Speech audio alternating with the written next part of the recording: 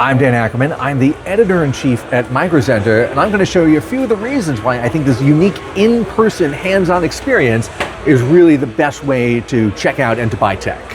And one of the first examples I give people is, if you're shopping for a PC case, you might go to a big box store that maybe has one or two ATX style cases and that's it. Or you can go online and find a ton of different cases, but you can't really tell what they look like just from a picture or two. You can't get your hands on them.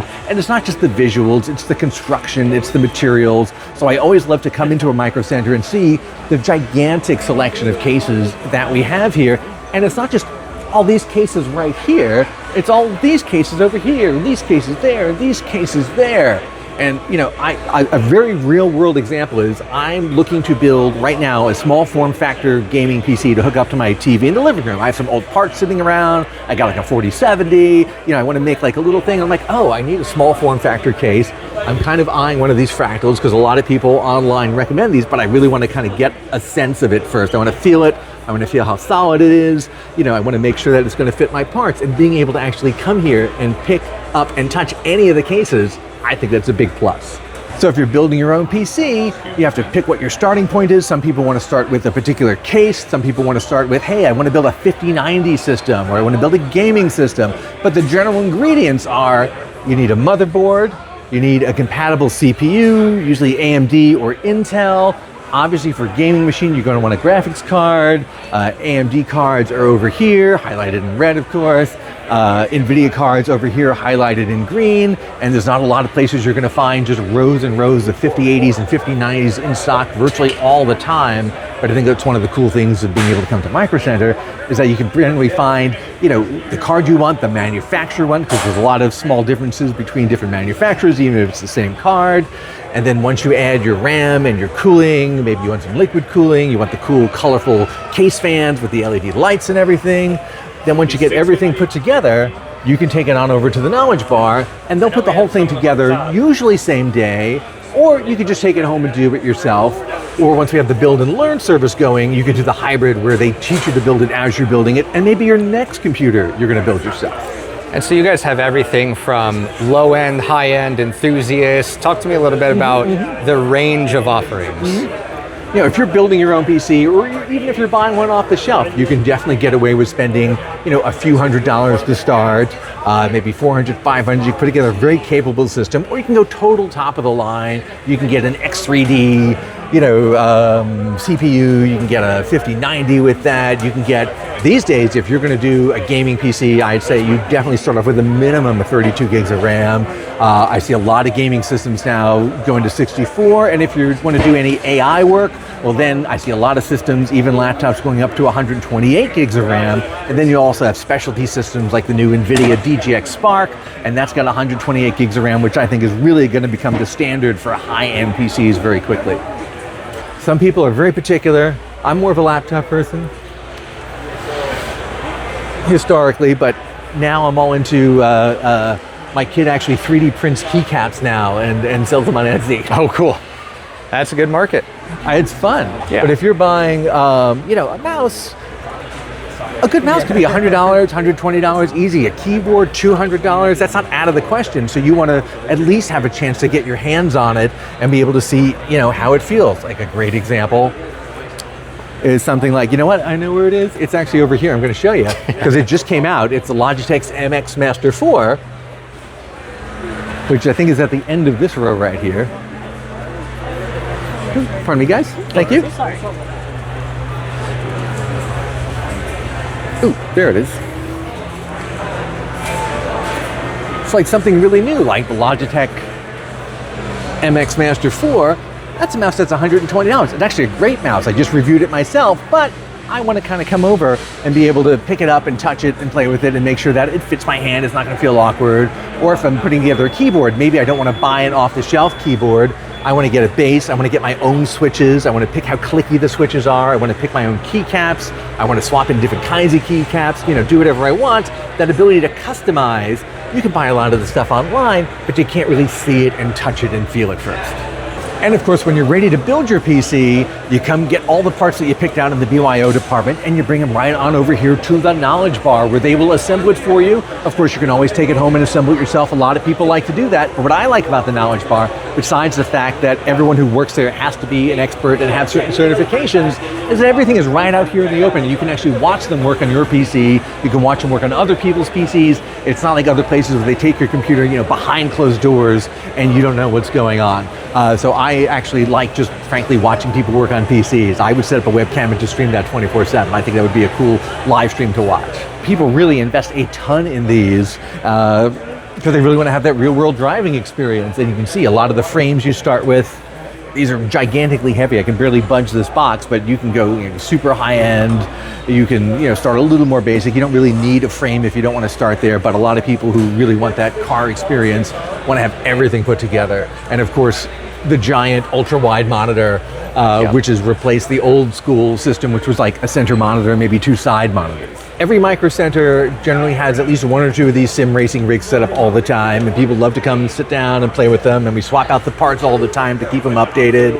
When the last version of Microsoft Flight Simulator came out, we converted a bunch of them to Flight Simulator ones. Nice. And I actually did a video back at our home office where I was trying to pilot a helicopter over my neighborhood in Brooklyn. I was a little rough, okay, you may not want to fly with me, but at least I was doing it in a simulator. Single board computing, that's got a big fan base right now. A lot of kids are learning about the stuff in school and STEM classes. It's basically a way to start with a super inexpensive computer, $35, $50. Then you add on just the little components that you want. You can add a screen, you can add networking, you can add a keyboard. And I have a freelancer who does some Raspberry Pi projects for me. We try to run one every month or so. And he's built like a little weather station out of a Raspberry Pi. He's built a local bus schedule display by putting a display next to a Raspberry Pi.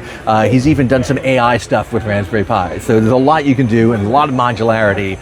And this is one of the, again, only places where you can come and actually see all the parts in person and pick out what you want and customize your system. So people actually 3D print a lot of accessories for the Raspberry Pi, especially chassis, but you can also add official keyboards and mice and input devices because the core system itself is just the little circuit board that you start with. You really have to build out from there, but that lets you start with a very small investment and build out as you go. So we talk a lot about AI PCs right now, and one of the most specialized AI PC devices is something that's brand new. It's the NVIDIA DGX Spark.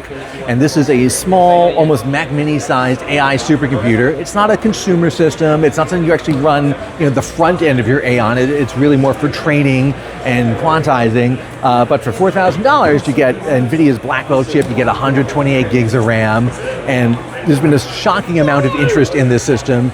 And of course, Micro Center is the only place where you can go into a store and actually see and touch an NVIDIA DGX Spark.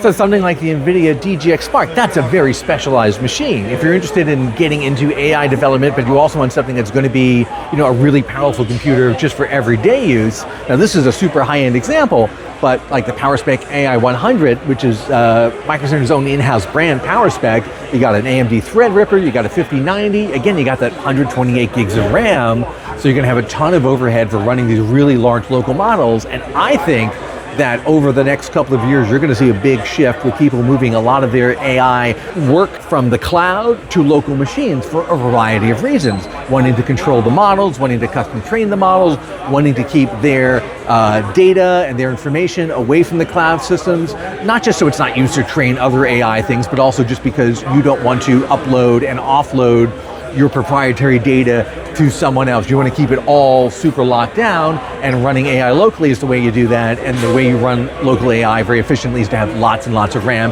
including other things, but that's really one of the big bottlenecks that you see in a lot of, if you just get have like a regular laptop or desktop, that's going to be one of the big bottlenecks you run into. I think one of the more interesting consumer laptop brands is actually Microsoft's Surface line. They've been working on this for years, and they've really got it down to a very nice, well-designed, lightweight machine that's frankly really inexpensive for what you get. And the current Surface laptops and also the Surface Pro tablets, they don't run Intel or AMD chips. A lot of them run Snapdragon, the Snapdragon Elite, and that actually runs Windows really well now. It's really good for battery life. frankly, it is AI forward because you do get an NPU, a neural processing unit in there, and a lot of the local AI processes get offloaded to that, so they're not hitting the CPU. And for something that starts at under $1,000, if you don't want to get, like, let's say, a MacBook Air, I think the closest parallel to that is the Microsoft Surface laptop. So my main gaming laptop that I have at home right now is a Lenovo Legion Pro 7i, and that is a 5080 and it's Intel Core Ultra 9. And it's a really great system, and sometimes I use it as a laptop, and sometimes I have it closed and hooked up to a display with a keyboard and mouse. But I think my favorite laptop that I've reviewed in the last year is a little more extreme even than that. It's the Alienware 18, and one of my favorite trends I've seen in the last couple of years is the return of 18-inch gaming laptops. There were a handful of them back around 2012, 2013 or so, and they kind of died out, but now they've come back, and the Alienware 18 that I tested, like this one, has an Intel Core Ultra 9, it's got a 5090, it's got 64 gigs of RAM, which again shows you that adding a lot more RAM is really where you want to go to give yourself a lot of headroom for the future. So, you know, Alienware has 18-inch systems, MSI has a bunch of 18-inch systems, and actually this guy right here, the Asus Strix Scar 18, that's a really good example because the bottom panel is actually very easily removable, and you can get to more of the components in this than you can in the standard laptop. So one of the big things I believe in is something called right to repair. It's something I covered for many years as a tech journalist, and something that I know Micro Center really believes in, and we actually have a partnership with iFixit, which is one of the big names in right to repair. And of course, if you have something that's not working right, you don't just throw it away and buy a brand new one. No, you can try to fix it, you can try to upgrade it, and access to tools is a big part of that. Besides just parts, things like, you know, screwdriver sets and spudgers and prying and opening tools, because as you were telling me, trying to open up the bottom of a laptop to actually even just get to the fans and the hard drive, much less anything else, can really be a hassle unless you have the right tools and you have instructions on how to do that. So I know we're all big believers in right to repair here, and big believers in taking what you have and upgrading it and keeping it running and just doing it the way that you want to do it, and not treating everything as the disposable consumer product. So traditionally you had two options when you picked out your PC parts. You could take all the parts home and build it yourself, or you could bring it over here to the Knowledge Bar and we would build it for you, usually same day, which is really cool. But if you want to kind of transition from having someone else build your PC to you building your own, there's a new program called Build and Learn, where you can actually sit down with an expert and they will build the PC with you and give you whatever level of help you need, whether it's just assisting you a little bit, or they do most of it and they just teach you as you're doing it. And it's a great way to get your new PC built, but also learn the process at the same time. So next time you can build it yourself.